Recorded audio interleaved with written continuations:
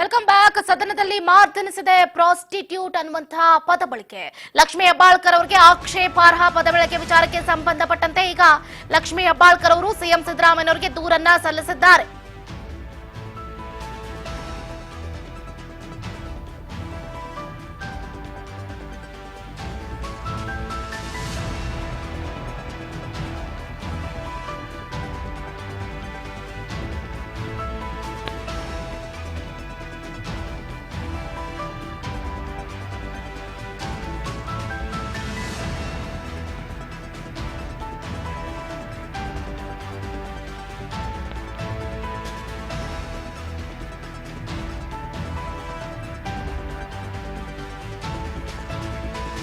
CM ಸಿದ್ದರಾಮಯ್ಯನವರಿಗೆ ದೂರನ್ನ ಸಲ್ಲಿಸಿದ್ದಾರೆ.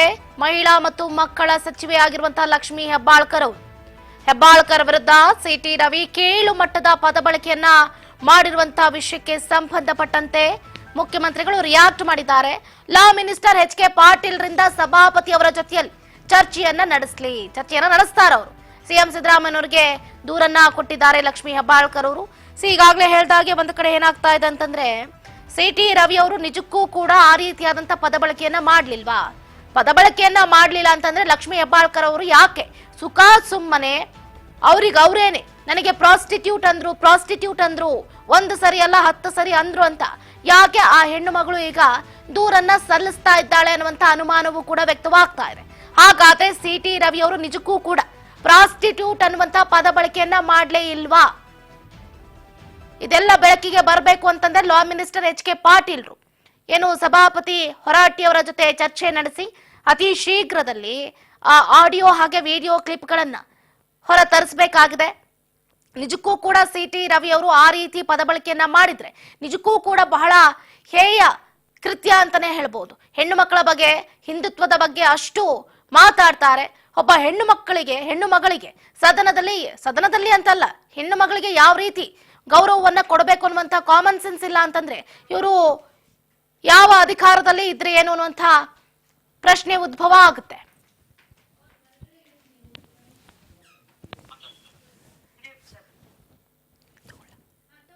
ಇದ್ರ ಬಗ್ಗೆ ಹೆಚ್ಚಿನ ಡೀಟೇಲ್ಸ್ ಅನ್ನ ಕೊಡ್ತಾ ಹೋಗ್ತಾರೆ ನಮ್ಮ ಪೊಲಿಟಿಕಲ್ ರಿಪೋರ್ಟರ್ ರೇಣುಕಾ. ಫೋನ್ ಸಂಪರ್ಕದಿಂದ ಜಾಯ್ನ್ ಆಗ್ತಿದ್ದಾರೆ. ರೇಣುಕಾ, ಗಮನಿಸ್ತಾ ಇದ್ದೀವಿ ನಿಜಕ್ಕೂ ಕೂಡ ಇವತ್ತು ಸದನದಲ್ಲಿ ಯಾವ ರೀತಿಯಾದಂತಹ ಒಂದು ಹೇಳಿಕೆಯನ್ನ ಕೇಳಿದ್ದೀವಿ ಅಂತಂದ್ರೆ ನಿಜಕ್ಕೂ ಹೆಣ್ಣಿನ ಒಂದು ಮನಸ್ಸಿಗೆ ಬಹಳ ನೋವಾಗುವಂತಹ ಹೇಳಿಕೆಯನ್ನ ಸಿಟಿ ರವಿ ಅವರು ಕೊಟ್ಟಿದ್ದಾರೆ ಅನ್ನುವಂತಹ ಮಾತುಗಳನ್ನ ಕೇಳ್ತಾ ಇದ್ದೀವಿ. ನಿಜಕ್ಕೂ ಕೂಡ ಲಕ್ಷ್ಮೀ ಹೆಬ್ಬಾಳ್ಕರ್ ಅವರಿಗೆ ಸಿಟಿ ರವಿ ಅವರು ಆ ರೀತಿಯಾದಂತಹ ಆಕ್ಷೇಪಾರ್ಹ ಪದ ಬಳಕೆಯನ್ನ ಮಾಡಿದ್ರ?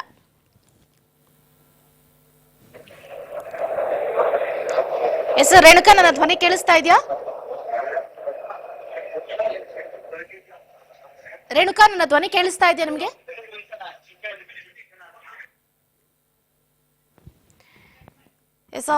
ಕರೆ ಕಟ್ಟಾಗಿದೆ.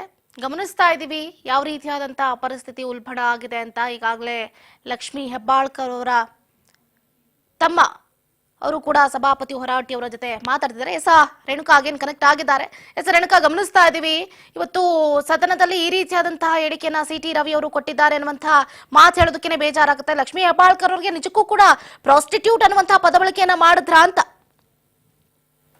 ಚಂದ್ರಕಲಾ, ಏನು ಇವತ್ತು ಚಳಿಗಾಲ ಅಧಿವೇಶನ ಈ ಒಂದು ಪರಿಷತ್ ಕಲಾಪದ ವೇಳೆ ಕೇಂದ್ರ ಗೃಹ ಸಚಿವರಾದಂತಹ ಅಮಿತ್ ಶಾ ಅವರೇನು ಅಂಬೇಡ್ಕರ್ ಅವರ ಬಗ್ಗೆ ಒಂದಿಷ್ಟು ಅವಹೇಳನಕಾರಿ ಹೇಳಿಕೆಯನ್ನು ಕೂಡ ಕೊಟ್ಟಿದ್ರು ಅಂತ ಹೇಳಿ ಕಾಂಗ್ರೆಸ್ನ ಒಂದಿಷ್ಟು ನಾಯಕರು ಕೂಡ ಅವರ ವಿರುದ್ಧವಾಗಿ ಒಂದು ಧರಣಿ ಮೂಲಕ ಒಂದು ಆಕ್ರೋಶವನ್ನು ಕೂಡ ವ್ಯಕ್ತಪಡಿಸ್ತಾ ಇದ್ರು. ಅದಾದ ನಂತರ ಬಿಜೆಪಿ ನಾಯಕರು ಕೂಡ ಕಾಂಗ್ರೆಸ್ ಸರ್ಕಾರವೇ ಬಿಜೆಪಿ ಅಂಬೇಡ್ಕರ್ ಅವ್ರಿಗೆ ಸಾಕಷ್ಟು ಒಂದು ಅವಮಾನಕರ ರೀತಿಯಲ್ಲಿ ನಡೆದುಕೊಂಡಿದೆ ಅಂತ ಹೇಳಿ ಕೂಡ ಆರೋಪ ಪ್ರತ್ಯಾರೋಪಗಳು ಕೂಡ ಈ ಒಂದು ವಿಚಾರದಲ್ಲಿ ನಡೀತಾ ಇತ್ತು. ಈ ಒಂದು ಸಂದರ್ಭದಲ್ಲೂ ಕೂಡ ಏನು ಸಭಾಪತಿಯಾದಂತಹ ಹೊರಟ್ಟಿ ಅವರು ಕೂಡ 10 ನಿಮಿಷಗಳ ಕಾಲ ಒಂದು ಸದನವನ್ನು ಕೂಡ ಮುಂದೂಡಿದ್ರು.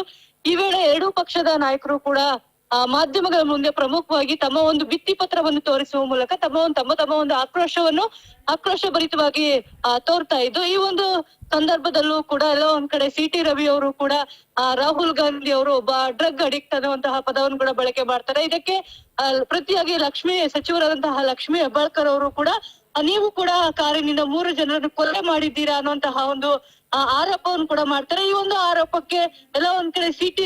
ರವಿ ಅವರು ಕೆರಳಿ ಲಕ್ಷ್ಮೀ ಹೆಬ್ಬಾಳ್ಕರ್ ಅವರ ವಿರುದ್ಧವಾಗಿ ಅಶ್ಲೀಲ ಪದವನ್ನು ಬಳಸಿದ್ದಾರೆ ಅಂತಹ ಅನುಮಾನಗಳು ಕೂಡ ಈಗಾಗಲೇ ಸಾಕಷ್ಟು ಮೂಡ್ತಾ ಇರುವಂತದ್ದು. ಇದು ಸ್ವತಃ ಈ ಒಂದು ವಿಚಾರವನ್ನು ಮಾಧ್ಯಮಗಳ ಮುಂದೆ ಬಂದು ಲಕ್ಷ್ಮೀ ಹೆಬ್ಬಾಳ್ಕರ್ ಅವರೇ ಒಂದು ಈ ವಿಚಾರವನ್ನು ಪ್ರಸ್ತಾಪ ಮಾಡಿ ಒಬ್ಬ ಮಂತ್ರಿಯಾಗಿ ಪದೇ ಪದೇ ಒಂದು 10 ಸಾರಿ ಈ ಒಂದು ವಿಚಾರವನ್ನು ಅಶ್ಲೀಲ ಪದವನ್ನು ನನಗೆ ಬಳಸಿದ್ದಾರೆ ಅಂತ ಹೇಳಿ ಕೂಡ ಇವರು ಗಂಭೀರ ಆರೋಪವನ್ನು ಕೂಡ ಮಾಡಿರುವಂತದ್ದು. ಇನ್ನು ಈ ಒಂದು ವಿಚಾರವನ್ನು ಕೂಡ ಸಭಾಪತಿ ಹೊರಟ್ಟಿ ಅವರ ಗಮನಕ್ಕೂ ತೆಗೆದುಕೊಂಡು ಬಂದು ಅವರ ಒಂದು ಕಚೇರಿಯಲ್ಲೂ ಕೂಡ ಈಗಾಗಲೇ ಲಕ್ಷ್ಮೀ ಹೆಬ್ಬಾಳ್ಕರ್ ಅವರು ಆಕ್ರೋಶವಾಗಿ ಸಿ.ಟಿ. ರವಿ ಅವರ ಒಂದು ಹೇಳಿಕೆಯ ವಿರುದ್ಧವಾಗಿ ಒಂದು ಕಣ್ಣೀರನ್ನು ಕೂಡ ಹಾಕಿದ್ದಾರೆ ಅಂತ ಕೂಡ ಹೇಳಲಾಗ್ತಾ ಇದೆ. ಇನ್ನು ಮುಂದಿನ ಚರ್ಚೆಯನ್ನು ಕೂಡ ಯಾವ ರೀತಿಯಾದಂತಹ ಸಿ.ಟಿ. ರವಿ ವಿರುದ್ಧ ಕ್ರಮ ತೆಗೆದುಕೊಳ್ಬೇಕು ಅನ್ನೋ ಒಂದು ವಿಚಾರಕ್ಕೂ ಕೂಡ ಈಗಾಗಲೇ ಕಾಂಗ್ರೆಸ್ ನಾಯಕರು ಕೂಡ ಸಭೆಯನ್ನು ಕೂಡ ನಡೆಸ್ತಾ ಇದ್ದಾರೆ. ಅದೇ ರೀತಿಯಾದಂತಹ ಮುಂದೆ ಪರಿಷತ್ ಆರಂಭವಾದ ಕೂಡ ಈ ಒಂದು ವಿಚಾರವನ್ನು ಪ್ರಸ್ತಾಪ ಮಾಡಿ ಸಿ.ಟಿ. ರವಿ ಅವರನ್ನು ಅಮಾನತು ಮಾಡ್ಬೇಕು ಅನ್ನುವಂತಹ ಒತ್ತಾಯವನ್ನು ಕೂಡ ಈಗಾಗಲೇ ಕಾಂಗ್ರೆಸ್ ನಾಯಕರು ಮಾಡ್ಬೇಕು ಅಂತೇಳಿ ತಯಾರು ಮಾಡ್ಕೊಂಡಿರುವಂತದ್ದು ಚಂದ್ರಕಲಾ. ಇನ್ನೊಂದು ಪ್ರಮುಖವಾಗಿ ಈ ಒಂದು ಎಲ್ಲಾ ಆರೋಪಗಳಿಗೆ ಈಗಾಗಲೇ ಸಿ.ಟಿ. ರವಿ ಅವರು ಕೂಡ ಪ್ರತಿಕ್ರಿಯೆಯನ್ನು ಕೊಟ್ಟಿದ್ದಾರೆ, ಸ್ಪಷ್ಟನೆಯನ್ನು ಕೂಡ ಕೊಟ್ಟಿದ್ದಾರೆ. ನಾನು ಯಾವುದೇ ರೀತಿಯಾದಂತಹ ಸಚಿವರಿಗೆ ಈ ರೀತಿಯಾದಂತಹ ಅಶ್ಲೀಲ ಪದ ಬಳಸಲೇ ಇಲ್ಲ, ಅಂತಹದ್ದೇನಾದ್ರೂ ನಾನು ಈ ಒಂದು ಪದ ಬಳಸಲಿದ್ರೆ ಅವರು ದಾಖಲೆಗಳನ್ನು ತೋರಿಸ್ಲಿ, ಸದನದಲ್ಲಿ ಇರ್ತಕ್ಕಂಥ ಒಂದಿಷ್ಟು ಕ್ಯಾಮ್ರಾಗಳ ಮುಖಾಂತರ ಏನು ಆಡಿಯೋ ವಿಡಿಯೋ ರೆಕಾರ್ಡ್ ಆಗಿದೆ ಅದನ್ನು ತೋರಿಸಿ ತದನಂತರ ನಾನು ಆ ವಿಚಾರವಾಗಿ ಮಾತಾಡ್ತೀನಿ ಅನ್ನುವಂತಹ ವಿಚಾರವನ್ನು ಕೂಡ ಈಗಾಗಲೇ ಮಾತಾಡಿರುವಂತದ್ದು. ಇನ್ನು ಈಗಾಗಲೇ ಈ ಒಂದು ವಿಚಾರ ಸಿಎಂ ಕಚೇರಿಗೂ ಕೂಡ ತಲುಪಿರುವಂತದ್ದು ಚಂದ್ರಕಲಾ. ಇದೇ ವಿಚಾರವಾಗಿ ಸಿಎಂ ಸೇರಿದಂತೆ ಕಾನೂನು ಸಚಿವರಾದಂತಹ ಎಚ್.ಕೆ. ಪಾಟೀಲ್ ರವರು ಕೂಡ ಈ ಒಂದು ವಿಚಾರಕ್ಕೆ ಚರ್ಚೆ ಕೂಡ ನಡೆಸ್ತಾ ಇದ್ದಾರೆ.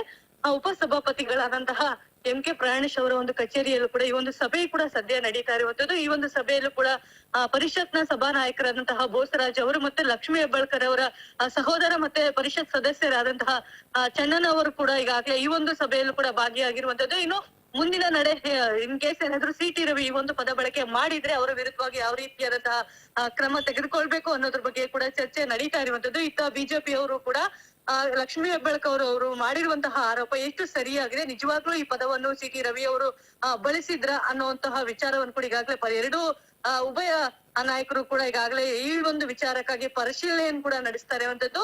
ಇನ್ನು ಬಹುತೇಕವಾಗಿ ಸಭಾಪತಿಗಳಾದಂತಹ ಹೊರಟ್ಟಿ ಅವರು ಈಗಾಗಲೇ ಆಡಿಯೋ ವಿಡಿಯೋ ಪರಿಶೀಲನೆಗೆ ಸೂಚನೆಯನ್ನು ಕೂಡ ಕೊಟ್ಟಿರುವಂತದ್ದು ಚಂದ್ರಕಲಾ.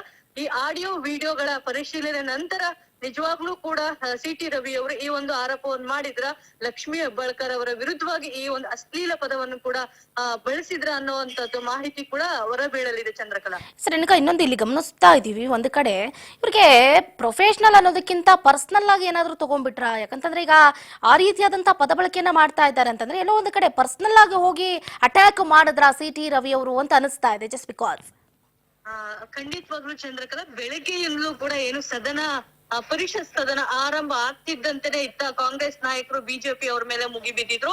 ಕೇಂದ್ರದಲ್ಲಿರ್ತಕ್ಕಂತಹ ಗೃಹ ಸಚಿವರು ಏನ್ ಈ ರೀತಿಯಾದಂತಹ ಹೇಳಿಕೆಯನ್ನು ಕೊಟ್ಟಿದ್ದಾರೆ, ಇದನ್ನ ನಾವು ಖಂಡಿಸ್ತೀವಿ ಅನ್ನುವಂತಕ್ಕಂತಹ ಹೇಳಿಕೆಗಳನ್ನು ಕೂಡ ಕಾಂಗ್ರೆಸ್ ನಾಯಕರು ಹೇಳಿದ್ರು. ಅದ್ರ ವಿರುದ್ಧವಾಗಿ ಕೆಲ ಕಾಲ ಅಂಬೇಡ್ಕರ್ ಅವರ ಭಿತ್ತಿ ಪತ್ರ ಮತ್ತೆ ಫೋಟೋವನ್ನು ಹಿಡಿದು ಕೂಡ ಒಂದಿಷ್ಟು ಕಾಲ ಧರಣಿಯನ್ನು ಕೂಡ ಆರಂಭ ಮಾಡಿದ್ರು. ಅದಕ್ಕೆ ಒಂದು ತಕ್ಕುತ್ತರವನ್ನು ಕೊಡ್ಬೇಕು ಅನ್ನೋ ಒಂದು ನಿಟ್ಟಿನಲ್ಲಿ ಬಿಜೆಪಿ ನಾಯಕರು ಕೂಡ ತಮ್ಮ ಒಂದು ಏನು ಹೋರಾಟದ ಮೂಲಕ, ಧರಣಿ ಮೂಲಕ, ಭಿತ್ತಿ ಪತ್ರವನ್ನು ಪ್ರದರ್ಶಿಸುವ ಮೂಲಕ ಕಾಂಗ್ರೆಸ್ನವರು ಅನ್ಯಾಯ ಮಾಡಿದ್ದಾರೆ ಅಂತ ಮಾತಿನ ಚಕಮಕಿ ಒಂದಕ್ಕೊಂದು ಇಬ್ಬರ ಮಧ್ಯೆಯೂ ಕೂಡ ಒಂದಕ್ಕೊಂದು ಮಾತಿನ ಚಕಮಕಿ ಮುಂದುವರಿತಾ ಈ ರೀತಿಯಾದಂತಹ ಹೇಳಿಕೆಗಳು ನೋಡ್ತಾ ಇದ್ದೆ. ಎಲ್ಲ ಒಂದ್ ಕಡೆ ಸಿ.ಟಿ. ರವಿ ಅವರು ಕೂಡ ವೈಯಕ್ತಿಕವಾಗಿ ಟಾರ್ಗೆಟ್ ಮಾಡಿ ಈ ರೀತಿಯಾದ ಹೇಳಿದ್ರ, ಅಥವಾ ಲಕ್ಷ್ಮೀ ಹೆಬ್ಬಾಳ್ಕರ್ ಅವರು ಮಾಡಿರ್ತಕ್ಕಂತ ಒಂದು ಆರೋಪಕ್ಕೆ ಪ್ರವೋಕ್ ಆಗಿ ಆಕ್ರೋಶ ಭರಿತರಾಗಿ ಈ ರೀತಿಯಾದಂತಹ ಹೇಳಿಕೆ ಅಶ್ಲೀಲ ಪದವನ್ನು ಬಳಸಿದ್ರ ಅಂತಕ್ಕಂತ ಅನುಮಾನಗಳು ಕೂಡ ಈಗ ಸಾಕಷ್ಟು ಮೂಡಿರುವಂತದ್ದು. ಇತ್ತ ಸಿ.ಟಿ. ರವಿ ನೋಡಿದ್ರೆ ಯಾವುದೇ ಕಾರಣಕ್ಕೂ ಕೂಡ ನಾನು ಈ ರೀತಿಯಾದಂತಹ ಪದ ಬಳಸಲೇ ಇಲ್ಲ, ವೈಯಕ್ತಿಕ ನಿಂದನೆ ಇರ್ಬೋದು, ಅಶ್ಲೀಲ ಪದ ನಿಂದನೆ ಇರ್ಬೋದು, ಯಾವುದೇ ಪದ ನಾನು ಬಳಸಲಿಲ್ಲ ಅಂತೇಳಿ ಕಡಾಖಂಡಿತವಾಗಿ ಸಿ.ಟಿ. ರವಿ ಅವರು ಕೂಡ ಹೇಳ್ತಾ ಇರುವಂತದ್ದು ಚಂದ್ರಕಲಾ. ಇತ್ತ ಲಕ್ಷ್ಮೀ ಹೆಬ್ಬಾಳ್ಕರ್ ಅವರು ಪದೇ 10 ಸಾರಿ ಈ ಒಂದು ಪದವನ್ನು ಬಳಕೆ ಮಾಡಿದ್ದಾರೆ, ನನ್ ಮೇಲೆನೆ ಪ್ರಮುಖವಾಗಿ ಪದವನ್ನು ಬಳಕೆ ಮಾಡಿದ್ದಾರೆ ಅಂತ ಹೇಳಿ ಕೂಡ ಈಗಾಗ್ಲೇ ಅವರು ಕೂಡ ಆರೋಪ ಮಾಡ್ತಾ ಇರುವಂತದ್ದು. ಎಲ್ಲ ಒಂದ್ ಕಡೆ ಆಕ್ರೋಶ ಭರಿತದಲ್ಲಿ ಸಿ.ಟಿ. ರವಿ ಅವರು ಕೂಡ ಈ ಒಂದು ಪದ ಬಳಕೆ ಮಾಡಿದ್ರ ಅನ್ನುವಂತ ಅನುಮಾನಗಳು ಕೂಡ ಈಗಾಗ್ಲೇ ಬರ್ತಾ ಇರುವಂತದ್ದು. ಯಾಕೆಂತಂದ್ರೆ ನಮ್ಮ ಮಾಧ್ಯಮದ ಕ್ಯಾಮ್ರಾಗಳಾಗಿರ್ಬೋದು ಅಥವಾ ಆ ಪರಿಷತ್ ನಲ್ಲಿ ಇರ್ತಕ್ಕಂಥ ಒಂದಿಷ್ಟು ಕ್ಯಾಮ್ರಾಗಳು ಸಭೆಯನ್ನು ಮುಂದೂಡಿದ ನಂತರ ಯಾವುದೇ ಕ್ಯಾಮ್ರಾಗಳಿಗೆ ರೆಕಾರ್ಡ್ ಮಾಡ್ಲಿಕ್ಕೆ ಅವಕಾಶ ಇರುವುದಿಲ್ಲ, ಮೈಕ್ ಅನ್ನು ಕೂಡ ಆಫ್ ಮಾಡಿರ್ತಾರೆ. ಹಾಗಾಗಿ ಈ ಒಂದು ಧರಣಿಯನ್ನು ಕೂಡ ಕ್ಯಾಪ್ಚರ್ ಮಾಡಿದಂತಹ ಸಂದರ್ಭದಲ್ಲಿ ಯಾವುದೇ ರೀತಿಯಾದಂತಹ ಅವರು ಮಾತನಾಡಿರ್ತಕ್ಕಂಥ ಮಾತುಗಳು ಕೂಡ ರೆಕಾರ್ಡ್ ಆಗದೆ ಇರುವುದರಿಂದ ಎಲ್ಲ ಒಂದ್ ಕಡೆ ಈ ಒಂದು ಆರೋಪಗಳಿಗೆ ಮತ್ತೆ ಲಕ್ಷ್ಮಿ ಮಾಡಿದಂತಹ ಈ ಒಂದು ಆರೋಪಕ್ಕೆ ಎಲ್ಲ ಒಂದ್ ಕಡೆ ಸಾಕಷ್ಟು ಅನುಮಾನಗಳು ಕೂಡ ಕಾಡ್ತಾ ಇದೆ. ನಿಜವಾಗ್ಲೂ ಈ ಹೇಳಿಕೆಯನ್ನು ಅವ್ರು ಕೊಟ್ರ ಅಥವಾ ಲಕ್ಷ್ಮಿ ಹೆಬ್ಬಾಳ್ಕರ್ ಅವರು ಈ ಒಂದು ಆ ಒಂದು ಸಂದರ್ಭದಲ್ಲಿ ಆ ರೀತಿಯಾದಂತಹ ಪದವನ್ನು ಬೇರೆ ಪದವನ್ನು ಈ ರೀತಿಯಾದಂತಹ ಅರ್ಥೈಸ್ಕೊಂಡ್ರ ಅಂತಕ್ಕಂತ ಅನುಮಾನಗಳು ಕೂಡ ಈಗಾಗಲೇ ಬಿಜೆಪಿ ನಾಯಕರಿಗೂ ಕೂಡ ಸಾಕಷ್ಟು ಮೂಡಿರುವಂತದ್ದು.